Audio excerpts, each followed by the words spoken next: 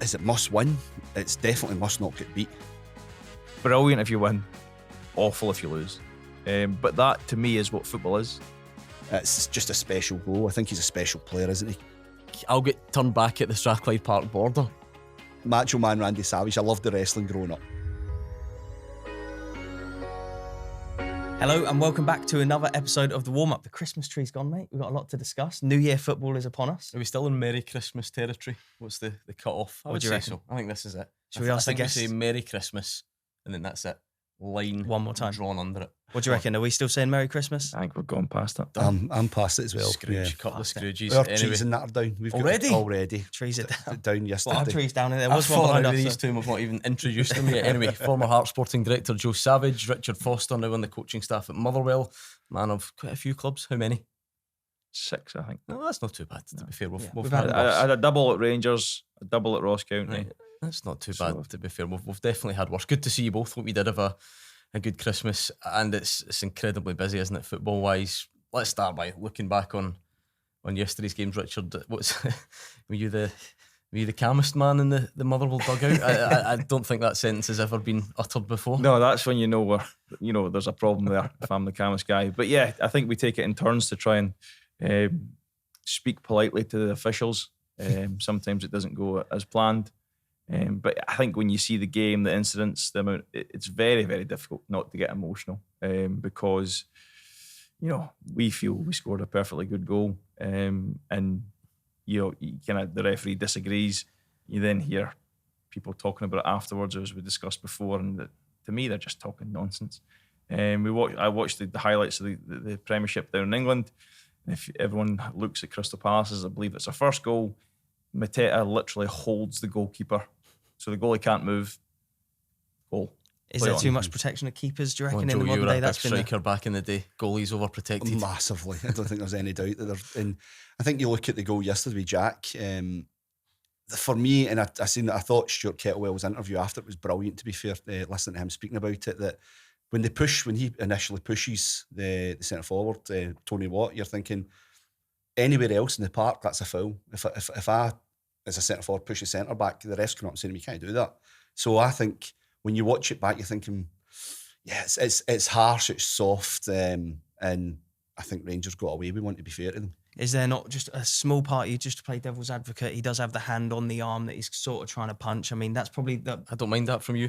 Get the argument going. just trying to put it out there, just trying to give a different Do you believe perspective. Let everyone comment below, let us know if you thought it was a foul or not. But Butland stands, 6'4"? Yeah. Then he raises his arms, 8 feet, 7.5 feet. He can deal with that better. I think generally speaking, keepers are a bit I don't too think protected, Tony aren't they? impedes him at all. I tell you what, there's not much festive cheer. We're 2 minutes in, we're Straight just into arguing straight about, into about that. referees. I know. See, when It's you always go- going to happen. I think like you're conditioned to, if you're Motherwell coaching staff, a draw against Rangers is a good result. See, when you're 2-0 up at half time, is there any regret there, or does it just feel I like think a good there outcome? is regret. I think it felt like a defeat in the dressing room. Did it? The manager was actually very good and kind of tried to kind of steer us away from that thought, because you've still drawn against Rangers, which is, like you say, on paper a good result, but it felt like a defeat, and I think we felt hard done by because we were 2-0 up, because of the decision making. Now, there were other decisions in the game that could have went against us. We need to acknowledge that. But I think, when you come in, you're 2-0 up, but 2-0 is that horrible score, and I know everybody says it, but Rangers are going to come out quick. We didn't start the second half well. They get the goal, and from there it was, it was about damage limitation for us. But then you get a little spark, thinking, right, we've done them again, 3-1. Goes against us with then the offside goal as well. Yeah. You're thinking, come on. And it's just one of those days where the way the chips fell, it was never going to be a Motherwell victory. But, you have these days. But again, go back to your point, we've gained a point against Rangers, so we can't be too despondent. And you mentioned them coming out quick in the second half. Did you expect them to make 2 changes at half time? And how much did those changes affect maybe what you guys did as well? Yeah, we were pretty convinced that Tierney would come on the pitch. I think he's been probably their best player this season in terms of, most creative player, certainly. So we knew he would come on. But they're 2-0 down in a game they need to win. Their fans have booed them off at half-time. They basically then go man for man. They're happy to then go, right, we just need to attack you. And I just don't think we coped with the speed of how they started the second half.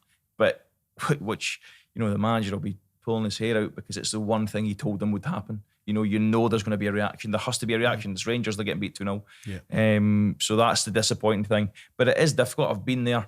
I've been on the receiving end, and sometimes it feels like they've got an extra player. And we just couldn't see it out. We don't probably get the luck on the day. But the 2 goals that we conceded are avoidable. I think it's if they've scored 2 fantastic goals, akin to the goals we'll see later, then fine, nothing you can do. But they score avoidable goals, which is a disappointment. Joe, you've to now look at it from the outside, but also kind of knowing the way fan bases feel and the way clubs might operate. Where does this leave Rangers? Richard mentions getting booed off. The fans are obviously angry. There's always pressure there anyway, but it feels like the pressure's kind of cranking up at the moment. Where does this leave them? Oh, I think it's difficult, isn't it? Because their next game, Celtic, that's a huge game. With the 14 points behind, there's an expectation and an entitlement there, isn't there, at Celtic and Rangers, that they expect to win. They expect to win the trophies, to win the leagues. I think it puts the coaching staff, the manager, under huge pressure. They're at Ibrox, aren't they, as well? Yeah. And was it Thursday? So, yeah, I think that is it must win. It's definitely must not get beat.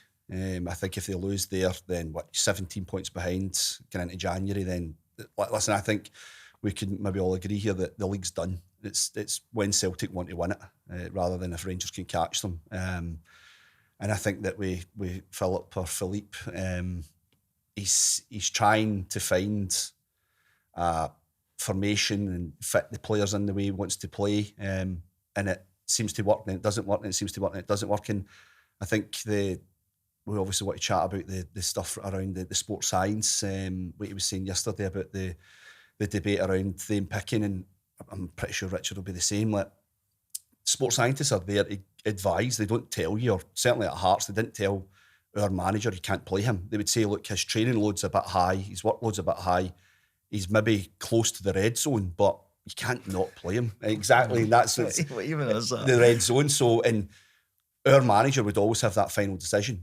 Robbie Nielsen or Stephen Naismith, they would always decide, yeah, we're going to play him or we're not going to play him.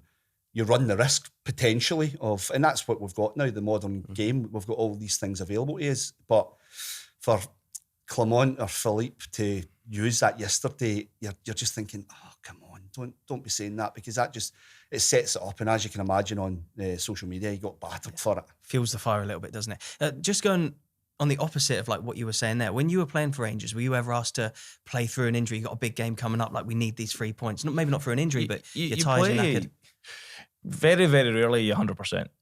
That just doesn't happen. In Scotland, I imagine it's you've physical, always got a knock here or there, or something's tight. I think one of the ones was the second time I was there when Stuart McCall was in charge, and I'd come back. I'd waited a ridiculous amount of time for a hernia operation. So I'd been out for 10 weeks. And I came back and I started the last game of the season. We drew 2 each away to Hearts at Tynecastle, and then we were in the playoffs. And basically I was kind of getting the first few games fine. I think we played Queen of the South, then you play Hibs in quick succession. By the time it got to the Motherwell game, I was basically getting wheeled out. I was in pain. I was probably operating at about 70%. But at that point, the squad was a bit light with it. And Stuart McCall and I had a few conversations. He was basically like, right, come on, we need you to kind of get on the pitch and play. And that was, I ended up playing like 7 games in something like 26 days, 28 days or something like that, having been out for 10 weeks. You'd have been in the red zone around then. I think it was. I think I'd passed the red zone weeks before, but it was. I wanted to play as well. Yeah. I was in pain. I knew I wasn't fully fit, but I still wanted to play the game. I imagine Cherney would have wanted to play. Yes. And this is the bit. And I for once, I need to say I agree with Chris Boyd. Jesus, but like, it's ask the player. Yes. Now, the times in my career that I got injured, I never went, oh, I'm a bit tired today, I might get injured. It was out of the blue. It just happens. You feel. I think my worst injury was a hamstring tear at Celtic Park, which, by the way, happened at the far side on the halfway line, and I had to limp round the full half of the pitch, which took about 5 minutes. That was enjoyable. Get a nice reception. But that was in a game where I was actually playing well, felt really good, felt really fit. and then all of a sudden I just turned and hamstring goes. So it's this red zone, whatever it is. Yeah. I think it's nonsense. I agree. I think sports science can add, but it's there to help the other part of the game, help the football. I'm always I'm cautious because you would assume these, well qualified experts know much more than me. But I think if I was looking at it as a fan, what would maybe contradict it or make you feel frustrated is take Igaman as an example, and Tierney, but ends up playing 45 minutes plus 10 added. He plays 55 minutes. Might as well have just played him from the start for an hour. So you come off after an hour, because ultimately it's shown that if you need him, he is fine. If you need him, he's there.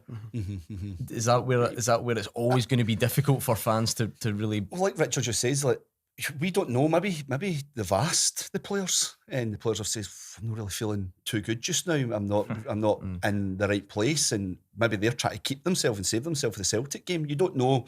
It would seem unlikely, though, wouldn't it?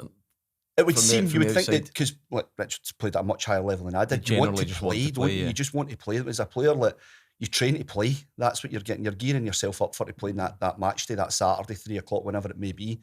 I would like to think that the players would want it to play, but he would have been advised. I'm just going on what was happening at Hearts.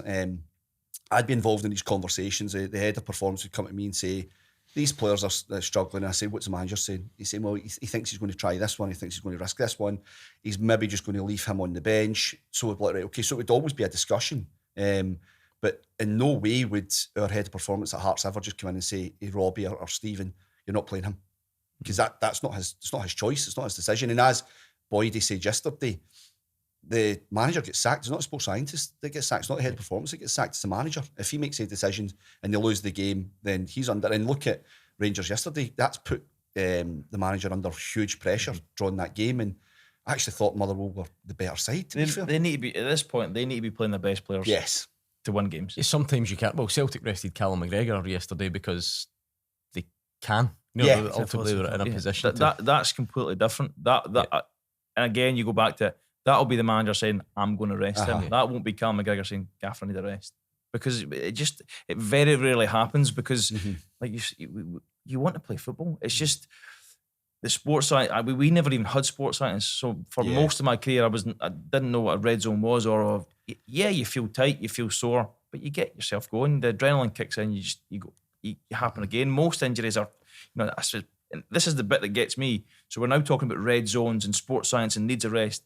Most injuries now are muscle injuries. But we've got more focus on the sports science. Why? Probably because players are not robust enough. Because when they're getting to the point, you go, right, well, you need to push through this. You need to push, and your body starts to go, you know what, I can do this. We go, no, let's stop. Let's take it off. So they never get to that point where you push through. So then we're now creating players who are not as robust as they used to be. And we're getting, as the prevalence of hamstring injuries gone down at all because of the sports science? No, it's probably gone up. And Rangers have got more injuries now this season than nothing. You know what I mean? And it's like you kind of go, well, and contact injuries, you take them away, nothing you can do with them. But you're looking at, there's loads and loads of muscle injuries every single week. But we prepare properly and we stretch and we foam roll and we do all the bands and we eat right. You ought to see the what goes on pre-match. You'd have seen it. It's incredible, by the way. I watched Celtic in the tunnel. I've seen them come out with their little yoga mats and they have got pieces of equipment I've never seen before. It is the way they prepare is incredible. Before we draw a line under yesterday, then just quickly on a couple of others, were there any nerves when the VAR check for Lennon Miller's tackle or the handball for the handball? Not so much. The tackle, yes, because when you see the tackle where he catches him, the way the game's refereed now, you've seen them giving us red cards. Especially when they slow it down. When they slow it down. Especially when they slow it down.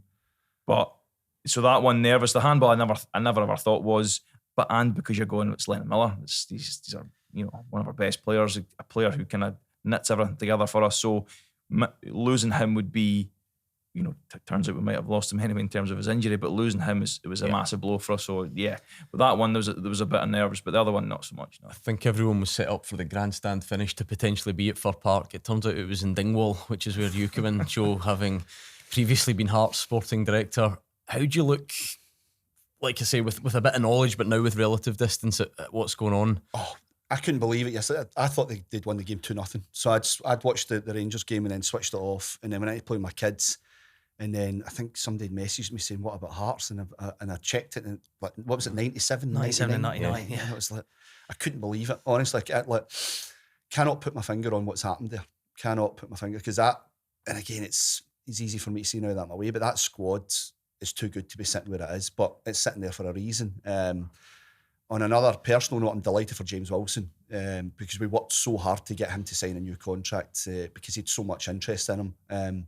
For him to do what he's doing at 17 years of age is brilliant, but for Hearts to find themselves in that position, it's unheard of. But listen, they're there for the reason. They're the second worst team in the league at the moment. The facts are facts, and they need to get themselves out of it. And start on, see on the positives of James Wilson. You say that what type of clubs were interested in him, and when you say we worked hard to keep him, what does it mean? Robbie, locked him in a dark room. To be fair, we're close to that, I can tell you that. Myself, Robbie Nielsen and Frankie McAvoy took his parents out for a meal in Falkirk. Can't remember where it was, an Italian. If rumours would be believed, we never ever seen any offers, but we were told your Man United's, your Liverpool's, your Man City's, Celtic, Rangers. How much first team football are you going to get? Yeah. Sorry. And that was our argument, that was our debate, to say to him, look, we know historically the pathway at Hearts hasn't been good enough for the last few years, so we want to show that. And to be fair, we've lost a few players. We lost Ewan Simpson to Aston Villa. We lost Greg Allen to Rangers. So we knew that was in the back of our minds. We have to show that there is something here. There's a pathway. There's a structure that's put in place. And I wouldn't say we promised him first team football. You can't ever promise a young player first team football. We said to him, look, 18s, B team, first team. That's how we think that this can work for you. We think you're good enough to play for Hearts and play for. And bear in mind, guys, without being arrogant, we were the third best team in the league at that point. We were saying, look where we are. We are 10 points clear of Aberdeen, 10 points clear of Hibs. We need players to come in here that we think are going to kick us on and do well. And to be fair to James, he's got a great mindset. The one thing about him, see if you meet him, he acts like he's 35. You need a bigger squad for Europe as well. So when you were talking about that, and he scored, didn't he? Is he the youngest scorer in the Conference League? Yes, he is in the Conference League. Yes. That's right. Can he still play under 18s? Yes. I hope he doesn't play against us. So if they'd done well in the Youth Cup, they get knocked out. But if they'd done well, he would have probably played. He'd have dropped him back into playing it. So that's a positive for us. But again, we could talk about Macaulay Tate was a good one for us as well. Finlay Pollock, if Finlay hadn't had the injuries that he's had, he's probably the best of them all, in my opinion, because he's strong, he's physical, he's aggressive, 6'1", he can run, play off both feet. It's sorry to cut you off, but it's the pathway, isn't it? If there's a pathway there, it's up to the players to then get themselves on it. 100%. And obviously James Wilson being the main one at the moment has certainly done that. And listen, all credit to Neil Critchley, because I think Stephen Naismith gave him his debut, but Neil's really believed him and trusted him and played him and started him in big games. And he's obviously that you're going to develop more when you play in these games, because you see, I watched the Hibs game and you see Rocky Bashiri. Rocky's bodying him and hitting him all the time and trying to put James off his game. And that's what James needs. He needs to be able to deal with that physicality. And once he gets that physicality, he's not got it yet, but he'll get it. He'll be a top player. I thought the run and the header was like something you would see, like a proper experienced number 9 pull off, wasn't it? And that's what James is. His knowledge, his movement in the box is excellent. His awareness of finding space to then get that chance, get that opportunity, is really, really, really good. He's a special player. They find it hard at that age to make the run, knowing that they might not get the ball. Because they all want to wait for where the ball goes and then I'll go and get it. Whereas he just makes the run and trusts that the ball's going to be there. And by the way, he'll make that run 10 times in the game and they won't get it. But then he shows the quality when he does get it there. That the header was fantastic. And another thing to add from our point of view is the agents. When we were dealing with the agents were excellent. The agents wanted to keep him in Scotland because he was getting offered more money. There's no every club I've just mentioned there that potentially was interested in him was offering him more money than we were offering. But the agents were on board with there's a path, there's a structure. We know what you're trying to do. We can see the vision. And it helped us massively. I wonder what we don't hear from that many, sporting directors, and I suppose in the grand scheme of football, it's a relatively new, sort of position. See, you can look back on things like James Wilson and be proud of it. I wonder if it works. Does it ever work the other way? Do you look back at things at Hearts and wish you'd done things differently? I don't know if regrets is a bit strong, but do you know what I mean? On the other side of the coin, do you look back and wonder if other things could have been different? Do you know what? It's a good question because listen, there's players that you miss out on when you're trying to sign players, and we're probably going to speak about that you regret because you look at it and you think, oh, that he could have really impacted us and changed us. When I went in, the women's team were basically amateur. We had to turn them professional, and they're now the fourth best team in the league. They got to Scottish Cup final. So it's quite amazing, the increase in. And that's Ava. Ava and our coaching staff were excellent. Yeah. We introduced the B team because we felt that the jump from the 18s to the first team was too high. We knew we needed to make sure that again, going back onto the pathway and the structure, we knew that we needed to create something for the young players to come through. In terms of not so much regrets, like a bugbear that's always going to be there is Hearts. They train at the Heriot-Watt University. They signed the lease for that in 2004. It's a 25-year lease, so they've got it until 2029. But it's a university campus, and Scotland rugby team train on it, and the pitches are open to all the elements, and at times that could be really difficult. See, from October, November through to March, because the weather's so bad, like the managers would complain constantly, and they'd come into me saying, we need to sort this, and I'm saying, well, I can't really sort it because it's the university, and we'd have a great relationship with the university, but it still was an issue for them. Another big issue that we had was when I first came in, the players used to get their food delivered to them rather than actually sit in a canteen. We then bought the bistro, but it took us 2 years to get that bistro sorted. So things that people don't see in the outside, and that's down to the club backing us and investing in that. But again, us reaching Europe, us reaching the group stage, us reaching Scottish Cup finals, they all help because it generates extra finance for you to do that. So I looked at the bigger picture of Hearts when I went in, and I knew the only way was up. We went in when we were in the championship, and we won the league, and then we finished third, and then we finished. Don't need to keep talking about that. So, were you at the Derby? I was at I was at Spartans Edinburgh City. So I mean, before that, the other not Edinburgh, quite that. The other Edinburgh no, I wasn't at that one. No. Richard, now I was at an Edinburgh Derby. Are you surprised that where Hearts are? You know, Joe says he feels the squad's too good to go down. They've played about 20 games, so you can. Joe, I'm sure, would understand as well why people would say that that. Are you too good? And I'm pretty sure the last time they went down there. Well, I know the last time it was unfortunate, but how many teams go down and you go, but they're too good to be there, and then they get relegated. So it's a mixture of, I'm surprised at where they are from last season. I'm never one for managerial changes kind of mid-season or into seasons. I think Stephen had done enough to get a little bit more time. I completely understand the other side of it where, clubs, people who are putting their money in think, right, okay, well, it's not going well, we maybe need a change. I'm not saying they got it wrong in changing the manager, but you'd probably expected a bit more of a the manager bounce, as they call it, to coin the phrase. Hasn't really panned out is the way they would have wanted. And the league is tough. The league is every team in the league, take Celtic out of it, and I include Rangers in this because you see what yesterday in St Mirren game, every team feel they can beat each other. Yeah. There's no standout worst team in the league. We've had that for a few. You have that a few seasons where there's one team who are definitely going to get relegated.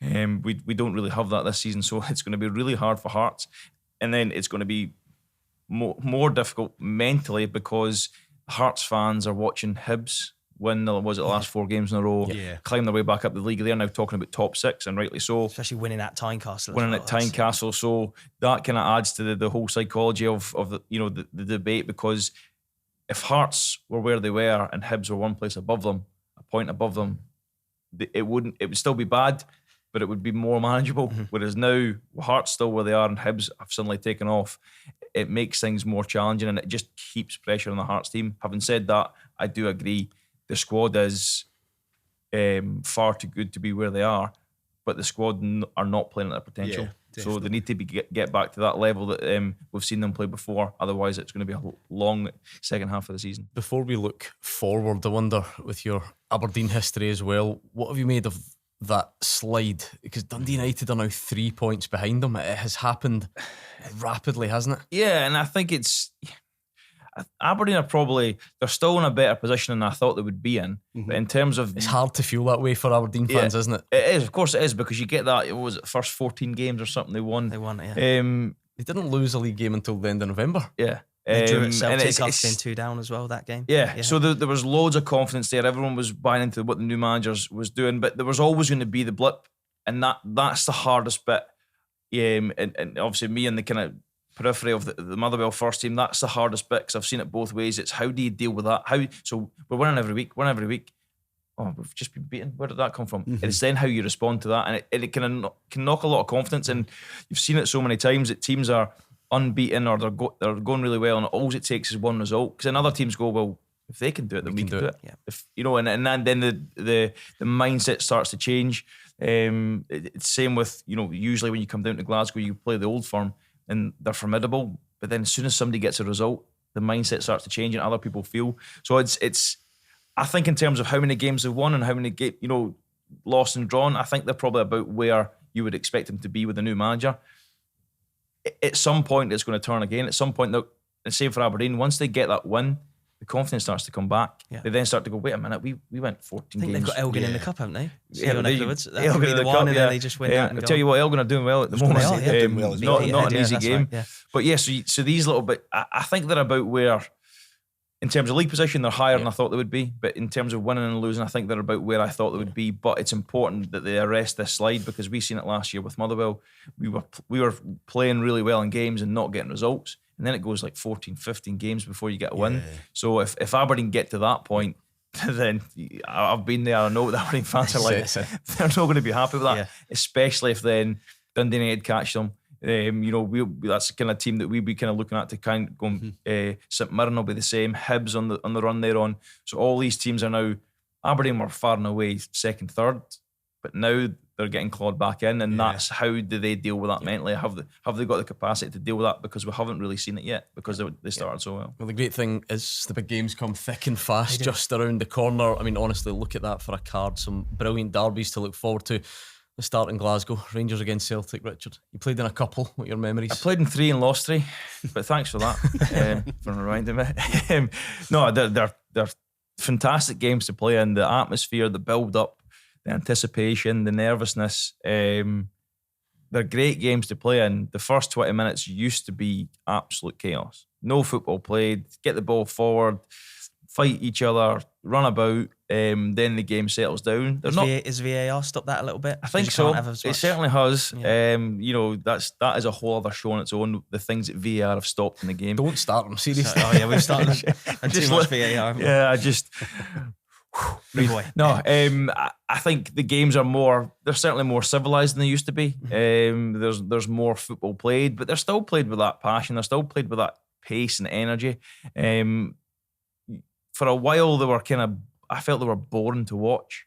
But I think more recently, you look at the cup final, and I know Rangers are not in a good place, but if there's a game that you need to spark you into life, it's against your biggest rivals, who are by far and away they're all over the top of you at the moment. I mean, Celtic, when was the last time they even looked close to not getting a result against Rangers? Even in the cup final, I don't think Celtic played well, but they still won the game, albeit on penalties. So it's a huge game for Rangers, but it's an exciting game.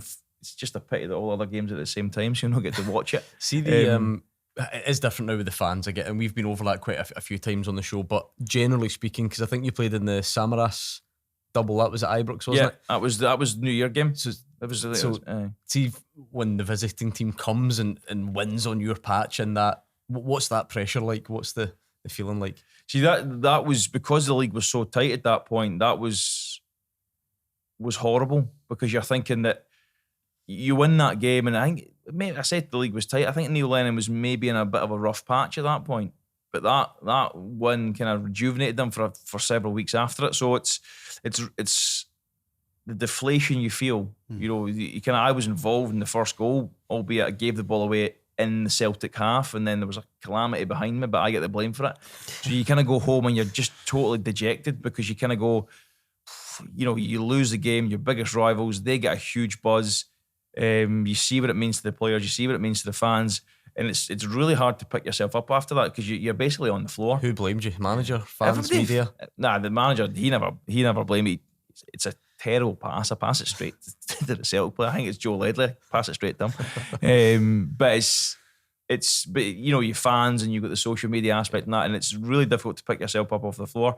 Thankfully we did, and Celtic didn't manage to beat Inverness away, which turned out to be quite pivotal. But it's great games to play in, brilliant if you win, awful if you lose. Yeah. But that to me is what football is. That's the emotion of football, and that's why we all love it. That's why we talk about it. That's why we want to play it, because of that.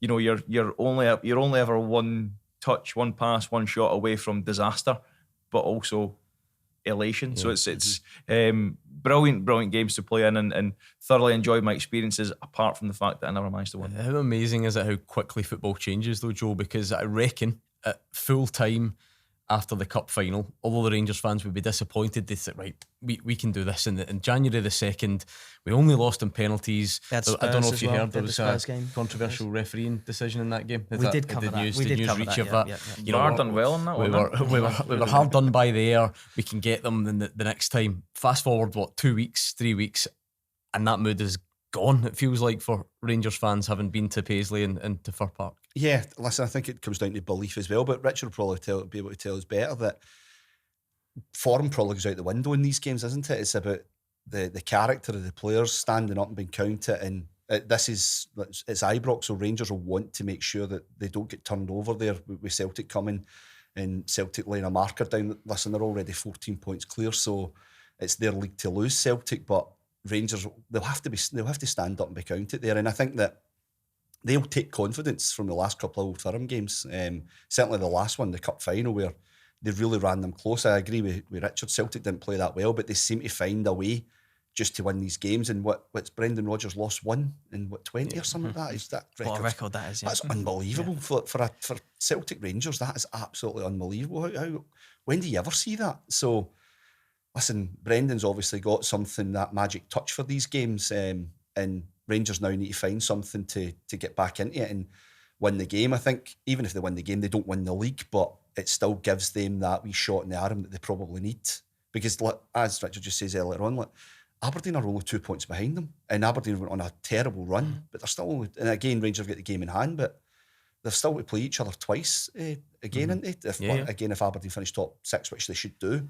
So that second place is not over yet either, which is incredible to say, considering the run that Aberdeen have went on. It's quite amazing, especially at this point of the season. I don't think we'd have expected that at the start of the year, would we? We only a couple of weeks ago, we previewed the cup final, with Alan Hutt and Neil Lennon, and we said that every single time one of these games comes around, it's the biggest one.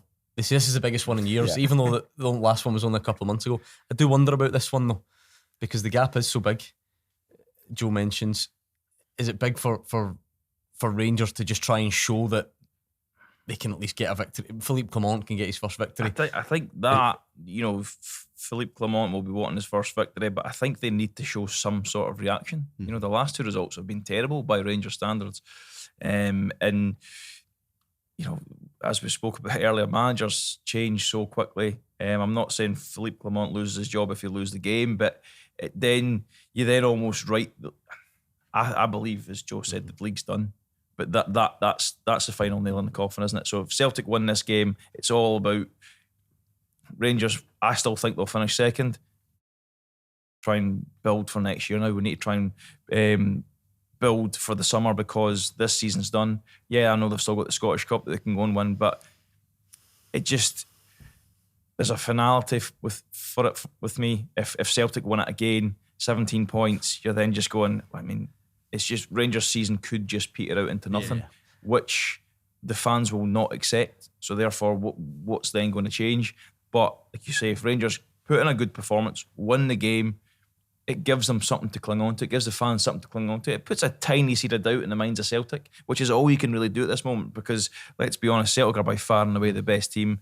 Confidence is sky high. Well, it feels like the first step, though, is always to show that you can beat the team in a one-off game. Before you get to worrying about who wins leagues, you need to show that you can beat them in a head-to-head. And they need to get that, that kind of, right, okay, when we do off their back that they can't, they need to beat them. They need to find a way to win the game, because then it does kind of change things a little bit. Like you say, forget about the league, just show that you can beat your biggest rivals. Give your fans something to enjoy, because they've had nothing to enjoy for so long. And by the way, see running them close in the cup final, that's great, but it still feels terrible when you get beat on penalties. and it just every time it feels worse, and then it gets to the point you go, well, we're never going to beat them. Yeah. It's a big derby day in Dundee. How many Dundee derbies have you been to, Mr. Footy Adventures? Too many, I think. I've been to a few, couple. have you? Yeah, I've been to. How the one on the first day of the season was outstanding, wasn't it? Yeah. It was just We had such the a first good goal of the advert season that day, didn't we? for Scottish Yeah. for the Because the Scottish day Premiership. before we I had thought 2-0 that was nils yeah, that's to right. kick off the campaign, And it just burst into life. I thought it was amazing. great, See if we yeah. could get even close to that. I wonder if Dundee United have almost been a touch hard done by. The Aberdeen story meant that Aberdeen have been the success story for the opening part of the season. I wonder if it is it actually Dundee In United? the They're only championship last season, they've come up. But to come I up tell and you be what, within if 3 I'm points Jim of Goodwin third. and Dundee, I don't care. You're happy about it? I'm happy. Yeah. Just you Under keep the talking about radar. Aberdeen, you keep talking about Hibs resurgence, keep talking about everybody else, and just let us fly under the radar. Yeah.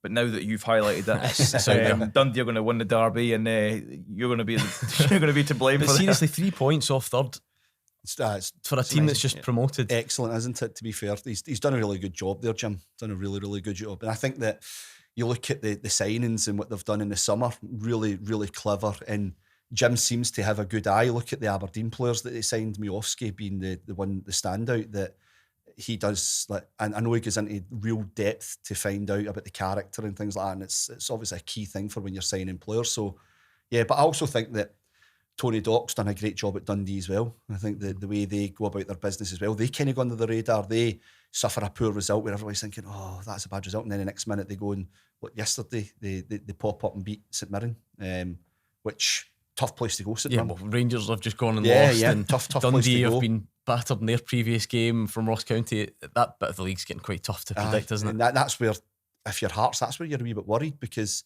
they're not seeming to pull away from anyone. Everybody seems to just win and drag them back in. So, yeah, I think that it's the derby games they're special, aren't they? Going to talk. Who do you think wins that derby? Dundee derby. Dundee at home. I know that doesn't really matter. Just across the road. I'm going to go draw. I'll say a draw. Sit on the Yeah, fence. I'm on the sitting. fence. You? What would you? I'm going to go Dundee. Yeah. I think Dundee Really? won at Okay, home. man. Tony Dock. Based on Just based on the nature of a derby, the nature that Dundee United have been flying, and Dundee, I know Tony Dock, Dundee will be, they'll want to be the team that kind of put them back in I their do like place, his thinking can though, in them the sense that every team that is flying gets brought back down to earth in this there. league. And But like Dundee you were will saying, be, they'll anyone want could to beat be the ones to anyone. do that to United. Anyone could beat anyone. All teams are fairly similar. They're all quite inconsistent. So you win a couple, you're bound to lose a couple as well. And they play each other in the Scottish Cup as well, don't they? They do a couple of weeks, yeah. How satisfying will that be for Dundee United to have seemingly the recruitment so spot on? We're going to get to transfer windows and your knowledge of it, but Sam Dalby's the top scorer in the league on loan from Wrexham. Jack Walton in goal, Will Ferry, Lucas Stevenson. It's not the team, nowhere near the team that got promoted. So how satisfying is it when you can see so many? I think for Jim and his staff, I think it's the boy that's the head of recruitment is Michael Kearney. I think that's his name. Like, I know he does a lot of travel, and that's the thing that people don't see. Like, these heads of recruitment, chief scouts, they travel all over to get to these games, to try and meet the players, to try and meet the agents. They do a lot of work that goes unnoticed. So it's credit to these guys, because Dundee United won't have a big staff in terms of recruitment staff. He won't have like 5 full-time scouts. It'll probably be Michael and maybe 1 or 2 others. So he'll sit down and he'll look and he'll think to himself, you know what, that's brilliant. Good return. Yeah, and Motherwell's the same. I think Motherwell's recruitment over the last few years has been brilliant as well. Yeah. Some of the strikers that they've managed to bring in. And that'll be down to, it's Nick Dawes, isn't it? Nick Dawes, Nick Dawes, but also Stuart and probably yourself. Ross Clarkson's. Ross Clarkson. So as well. I like to praise these people, because people don't realise the work that they do behind the scenes, what they do, the lengths that they go to find out the information, to put it on the table for all the coaches to sit and say, right, okay, find out this, find out that, and they'll go and deliver that for them. So I think looking at Dundee United, it's been excellent to come up from the Championship, to be sitting 4th when they were being unfancied. Let's not kid ourselves on there. Nobody would have thought that they would be in that position. So credit to Jim and his coaching staff for what they've done. Brilliant derby that. And what do we always say? We always try. We've got one. We've got the Richard Foster derby as well. We do. Aberdeen Ross County. So it's a good derby day coming up. What they do not realise is that being on here comes with great responsibility. We, the 4 of us, are responsible for picking goal of the month. Did and you know last that? time it was, who was it? Charlie Nicholas and Lee Miller, I think. I think so. Helped us pick. So in good company this. And genuinely, I was amazed that when they told us that we just get to decide. So players up and down the country, Have their we got favourite lies. Have we got the trophy Where's the behind trophy? us today? Somewhere. And is it often unanimous? Did you get it right and everybody's happy with you? Nah, I'm not sure about that, to be honest. We've not had too many. No, we did. We get dogs abuse for the Esther Sockler overhead kick. I still think it was a good. I picked it as straight well. You picked that one. What did Actually can't I think remember. Charlie what Nicholas did the guys that know Oh, about we- football we, pick? we blamed Charlie Nicholas picked it. I'm sure did, we'll yeah. blame him. Anyway, right. Let's take a Charlie look. Nick's picking it. Then. Let's take a look at the 3 for this month. A late edition, clearly, because it was only yesterday evening. Richard Foster knows this one well. What do you call him? Tawanda Maswanisi's his name. What's the JT. JT? Okay. I think he's Tawanda Jethro Maswanise, but JT. Joe, you're happy with that, aren't you? Will we go 100%, JT between now and the end of the We've got a show? JT and an AP, as you So know. this got, I think How it looks good better on is this this, angle. though? Yes, there That you go. bit is absolutely brilliant. At the time, I thought maybe Tavernier could do better, but when I see it again, there's no way he expects JT to do that, because for most players, they'd have to dislocate their kneecap. It's just that turn on the move outside the foot. It's a fantastic goal. Right, that's their first choice. The second one is this from Kyogo. Seriously, how good is this It's touch and special, finish? isn't it? Yeah, it's It's special the touch is fantastic. The little pause is brilliant to sit the goalie down and over the top of him. I obviously can't pick Yes, either this goal or Kyogo's goal. I have to pick JT's goal. I just feel like, Joe, we go round and round the circles. We always look for maybe something we've kind of not seen before, or something that's really difficult to execute. That touch and finish from Kyogo's quite something, isn't it? It's a special finish. I think that especially it just shows you what they work on at Celtic, because that's his role, isn't it? He plays in the last line. He's looking to get in behind constantly, and they know that as soon as they get the ball in between the lines, they're trying to slip him through. For him to do that, and for him to adjust his feet so quickly, it's just a special goal. I think he's a special player, isn't he, Kyogo? He's absolutely brilliant for Celtic. So Absolute steal for We them. do need to bring back this you trying to recreate the goal of the month that you did with Dom Thomas's on the opening month. Dom Thomas because is just up the road from here, isn't it? But the I last think one's Aberdeen. Well, we could send you to Forfar. What do you think of Russell McLean? We spoke about the finesse of Kyogo. I liked that. You like Russell McLean? Just as soon as I boot saw it all the over goals, goalie's head. we see the goals like before the show and stuff. I saw that one and instantly thought that. For me. What But then lets you that see one Kyogo- down for me is the fact that the goalie keeps his arms by his side and like just feels like he's diving into a swim. I'm with Richard in that. I have to Just say. the goalie must do Yeah, better. I'm It's a with great Richard in strike that. though. I like it. It's I like a a big strike high. from- There's It's fun, more go for it. technical ability in Kyogo's goal and JT's goal than this. This is just going to hit a flush volley at the goal into the wind, and it's going to blow over the goalkeeper's head. I can't Right, speak go on on then. behalf of you, Richard, but see if I'm playing and he's doing that, I'm screaming at him, what are you doing? What are you shooting like that for? And then And it flies if he's in. getting in, I'm going, I knew you would do that. So Right, pick one. Come on. Kyogo for me. I'll stick with Russell McLean. I like the low leagues. JT for me. Oh, you put me in an Come on. awful position because I'll never get allowed back. I'll get turned back at the Strathclyde Park border. Do it. You know you if I want don't to pick this. give it to It's Kyogo. lovely, isn't it? Kyogo. You said Kyogo's goals, but if this wasn't Right, hold Motherwell, on. you wouldn't give it to Right, so you're out because you're the only Russell. I'm not going Russell McLean, sorry. Okay. So what are you going out with the other two? him. I think if this wasn't Motherwell scoring this goal, you wouldn't give it to him. So it has to be Kyogo's goal. I don't know what sort of mind game you just played on me there, but I'll go for it in the interest of time. So you've gone Kyogo essentially out of them. Can I See, I'm recreate now that with blaming Kyogo? him. Can the show? I mean, Right. that is a fantastic Right, let's go touch. Kyogo. Come on. It's brilliant. Yeah, Yep. Kyogo Joe's gone Furuhashi. it. You've leaned towards that out Yeah. of the other two. I'd give it to him. Richard would say that, and I'm trying not to be biased Exactly. as much as I can. Even look It's at the James finish. Forrest. James Forrest, he's not even looking. He's Right. he's head down. He knows where Kyogo is, slips him in behind, and yeah, it's just a brilliant finish. I think JT's goals, obviously, it's a great finish as well. JT's catching on. But anyway, congratulations to Kyogo of Celtic, goal of the month winner for December.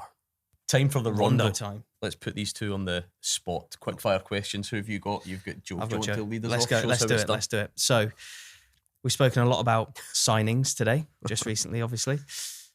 Did you ever play FIFA or Football Manager? And which one would have helped the most in helping you sign players? Football Manager. Football. Did you actually use it? Do people in the game? I used to In play. position. Well, I'm 40, so I used to play Championship Manager. So I was fascinated with that growing up. So yeah, and it's scary how It's probably the biggest football database. it's Probably scary one of and them in the how world, right? realistic Yeah, and yeah, yeah. close to things that it is. I remember looking on things and thinking, wow, how have you got that information? Because it's nearly bang on. So whoever does their insights and their data, fair play to them, he does a good job. And you think clubs actually use it to? Yeah, oh yeah, 100% for information. It's amazing, isn't it? Yeah, That yeah, is yeah. Probably the biggest scoop we've ever had on this. Yeah, no, channel, I'd they'll say. use it. Who's been your best ever signing recommendation? So, recommendation. But So someone maybe slid something across the desk and someone's gone, here you go. and have signed for me or not signed for me? What do you think? I think just let's go best signing. Signing you're most proud of. We signed, most proud of. Shanklin was a brilliant signing for us at Hearts. Absolutely brilliant, because I don't think anyone expected him to score the goals. To be fair, to give credit to Robbie Nielsen, Robbie, first thing he says, if he signs here, he'll score goals. Signed James Maddison for Norwich City. You could tell with James, as soon as he walked in the building, James was just top quality, so confident in himself, but he had all that ability. Another one we were pleased to sign was Ben Godfrey at Norwich as well. Everton. York City. Norwich sold him for 25 million. We signed him for 300 grand. Wow. Top great boy as well, just a great character, great attitude. And then at Preston, the one that always comes to mind at Preston's Emil Rees-Jacobson, the centre forward. We didn't really do foreign signings at Preston at the time, so I managed to persuade the owner to, and Peter Ridsdale that was, to sign he's from Denmark, and he went on to score the first time since David Taylor, I think it was like 20 years, he scored 20 goals for them. Nice. Good sign. On the flip side of that, I don't know how much you'd really be able to say, but maybe one of the more disappointing ones, or maybe you've overpaid. What about one you missed out on then? One you missed out on. One you missed out on. Oh, so listen, I wrote them all down on my phone, try to remember them. So I think Nicky Devlin was a good one to miss out on, in terms of we wanted to sign him, and then Robbie left, and we hesitated to appoint a new manager, and Nicky's went on to do brilliant at Aberdeen. Luke McCown was someone we'd always had an interest in, but again, he's ended up at Celtic. We had the chance to sign Theo Bair, and we didn't. We messed up with that one. I think we have to hold our hands up. When he was leaving St Johnstone, his agent had put him to us to say, look, would you be interested? And we looked at his goal record and we thought, he's probably not done well enough. And Stuart and the coach, he's done absolutely brilliant at Motherwell, so credit to him for that one. There's been a couple that you missed out on. Do you know all of these? Yeah, most of them, I would say. Who's your favourite Savage? Randy, Robbie, Rick, or Fred? Yourself. We can throw yourself in there as well. Macho Man Randy Savage. I loved the wrestling growing up. Has to be. Okay. And I like this question as well. So you've got a £2 million transfer budget right now. Which Scottish Premiership player are you signing? Oh, 2 million's tough. 2 million quid. Who's in that? 2 million. To be fair, Kyogo was Lennon signed for Miller's about not 2 2 million. Lennon Miller's more. He's than more 2 than million. that. Yeah, he's more. You're not getting him for 2 million. I don't think so. Make sure that goes out. Nobody's getting him for 2 million. Rule that one out. It's a tough number, I'd say. It's a tough number, because Lyle Cameron's a good one as well. But yeah, that's probably a bit. But he's out of contract. So okay. Let's not confuse things. Let's just go Lyle Cameron. So you can have him for 1 million, keep a million. I think he's done really well. Okay. Lyle Cameron's done really well. I like that. Okay. Your turn. Your favourite tattoo?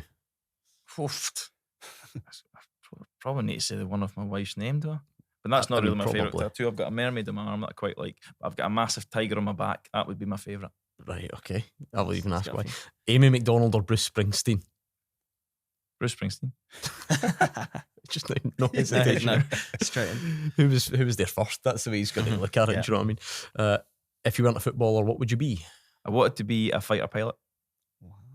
Setting his sights nice and high there. I'm not saying I would have been one, but that's what I wanted to be. Is either a footballer going to the RAF. Have you got your pilot's license? Absolutely not. And as you can see, I don't think I'd have passed the test. Okay. I was going to say I'm colourblind, so I don't think I would be allowed. I'm sure there are other things holding me back from it, but just steak pie or shortbread, since it's that time of year. Probably steak pie. Hogmanay or New Year's Day for steak pie? New Year's Day. There's a bit of a split in my family over that, I think I would have to say. Anger management or Happy Gilmore?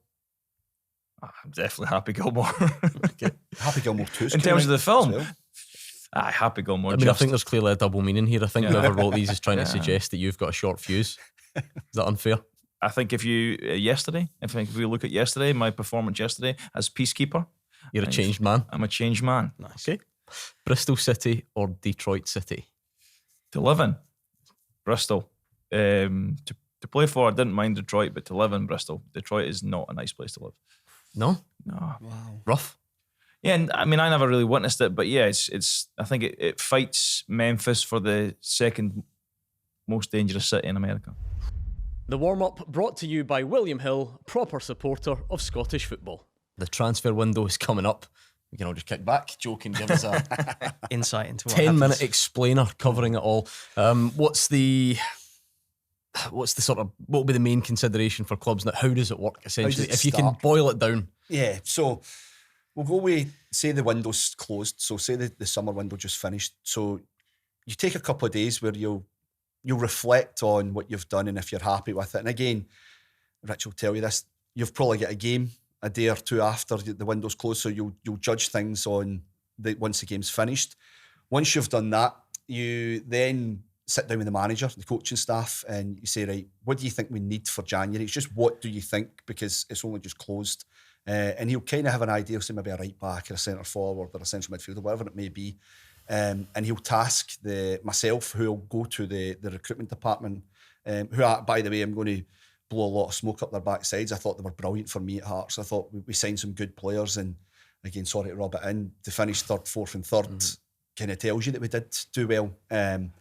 And I think that when you try to sign players, what you end up doing is first protocol's the manager. The manager has to tell you what he looks for, what he wants, what he thinks he needs. And the more detail, the better. I want a big striker, I want a quick striker, I want a fast winger, I want a strong, aggressive fullback, I want a dominant centre-back who wins his aerial duels. We would then put that into the data. So there's been a big thing obviously made about Tony Bloom and the algorithm and things like that. I'm pretty sure every club has got data. I'm pretty sure Motherwell have got data that they use for their KPIs to identify the types of players that they think a Motherwell player looks like. And we can go on to talk about budgets and salaries. It all plays a part in that, obviously. But to start it off, we would speak to the manager, coaching staff. He would tell us what he thinks he's looking for. So let's say we'll go with a centre forward. So he'll say, I want a centre forward, I want a quick centre forward. So Will Lansfield, my head of recruitment, I'll pass that information on to him. He'll give it to his recruitment team. We will look at the data. We will look at what we think is out there. And again, we'd love to be able to sign Kyogo. We'd love to be able to sign these players. Even a player like Theo Bair. We had an interest in Theo Bair, but we couldn't afford him. It was too expensive for us. He ends up going to a good club in France, in Auxerre. So you look at these players, you identify them, and the identification's the easy part. Us folks could sit here right now and say, he would improve Motherwell, he would improve Hearts, he would improve everyone, but it's then trying to sign them that's the hard part, and that's where it takes its time. So from you trying to sign a player, it could take 6 weeks, 8 weeks. So we'll go and we'll bring 5 players to the manager and we'll say, here's 5 players that we think you would like and fit the criteria of what you're asking for. He'd then go away with his coaching staff and watch them. He'll come back to me and say, number 1, number 2, number 3. That's the 3 I want. So I'll say, okay. He'll say, go and find out the information. So I'll then go to the agent of the player, so the agent of Richard, and I'll say to him, what's the chances of getting Richard out? Now, the January window, historically, is very, very difficult. There's no getting away for that. So we would ask, what's the chances of getting him out? And he would say, well, he's still under contract. He's got another 2 years left. He's on X amount. They'll tell some will tell you what his salary is, some won't tell you what salary is, and you'll say, right, okay, how does that work with our budget? How does that work with what we're looking for? We'll then monitor, watch, go to live viewings, find out as much character references as we can. We'll phone players that have played with Richard. We'll phone coaches that have coached Richard. I wouldn't do that. But we would do, you go into as much detail as you possibly can. But the biggest thing is, can you afford them? That is the biggest thing. Like, we can all identify players that we think we can get them, but once you start to negotiate, for money. Totally, once you start to negotiate and the agent's telling you we're looking for X and you're going slightly higher than what we want to be paying, you then have to look at your second choice or your third choice to then make sure that you're still getting value for money, as you just mentioned. But also, the way things work, like, I always found that, see if you have a top 5 target list, that's so easy because, see, within 45 minutes, that top 5 could disappear. Because I could phone Richard's agent and say, Richard's not interested. So Richard doesn't want to come to us, so that's him. He's ruled out straight away. Then I could phone Richard's agent again and he could say he's signing a new deal. So that's us blowing out the water again. Or I could phone Richard's agent saying, Motherwell want £1 million. We can't afford £1 million. It's not worth that. No. It's never been worth that. These are the things that nobody realises when you're trying to do these deals, that it takes so long because there's so much that goes into it.